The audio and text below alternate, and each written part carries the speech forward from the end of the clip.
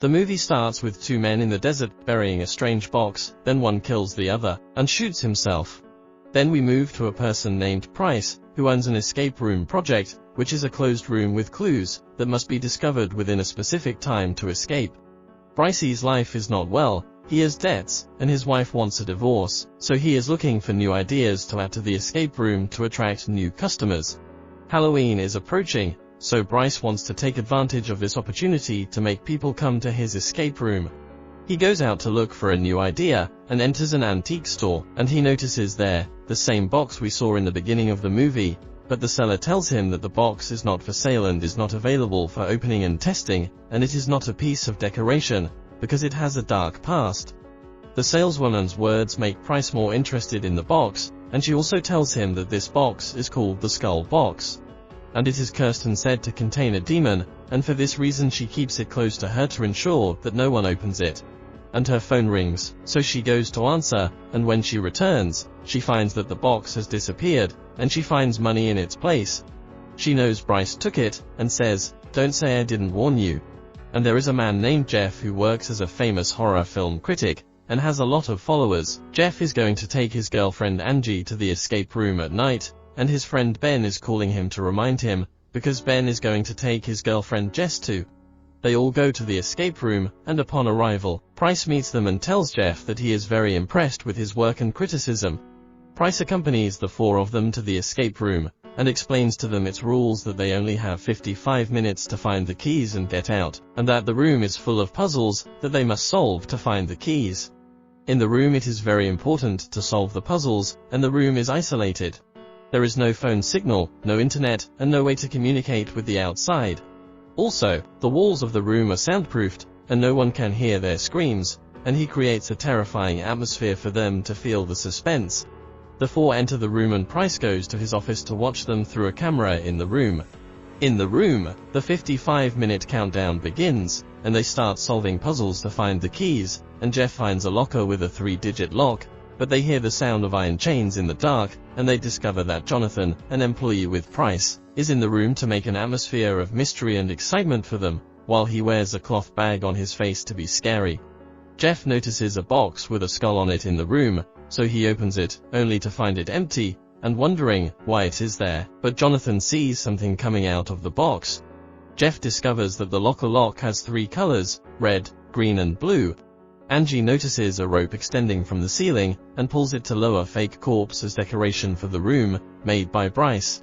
Jeff finds 2 coins under a cup, and finds a drawer missing a handle in a drawer cabinet, so he thinks this drawer contains the keys they need to get out, but they must find the handle first.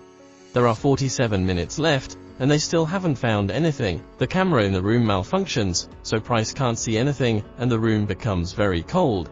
The 4 of them notice that Jonathan is tied to iron chains that are getting longer with time, and that Jonathan, at the end of time, will reach them and kill them as part of the game. Then Jeff notices that there is a library in the room that contains books colored in the colors of the lock, so he tries to write the number of books for each color on the lock to open it, and he succeeds and opens it to find a key inside the locker, but it is not the key to the exit. Then they find a bag and try the key, and they open it to find inside it a large pair of scissors. They did not know what its purpose was.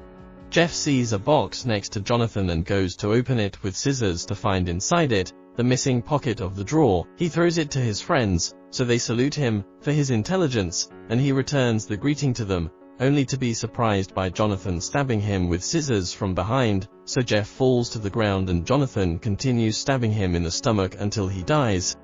Ben tries to stop Jonathan, but Jonathan wounds him in the hand. The 3 get terrified and start screaming and knocking on the door, for Bryce to hear them and open it, but the room is isolated and the camera is broken after Jonathan pulled it out with the wires. There are 33 minutes left, and they don't know what to do, because with the end of time, Jonathan will reach them and kill them. On the other hand, Price is confused and he can't know what is happening inside after the camera malfunctions, so Molly tells him to open the room and end the show, but he refuses because he is worried about Jeff's criticism of the place, since if he writes about him that he did not like it, no one will visit it after that, so he decides to leave them until they go out on their own to enjoy the experience. Angie is in a state of panic, because her boyfriend Jeff died before her eyes, but Ben calms her down, and takes her phone out of her bag, and notices that there is no signal, and he is bleeding badly because of his hand wound, so Jess cuts off her clothes and ties Ben's hand. Ben tells them that they must continue to solve the puzzles, and that no one will come to save them, so he takes the handle and opens the drawer to find a box inside that needs 4 coins to open. Ben and Jess start looking for the 2 missing coins, while Jonathan manages to make Angie delusional that Jeff is still alive. So she goes to hold him, and Jonathan stabs her in the skull with scissors, to die immediately.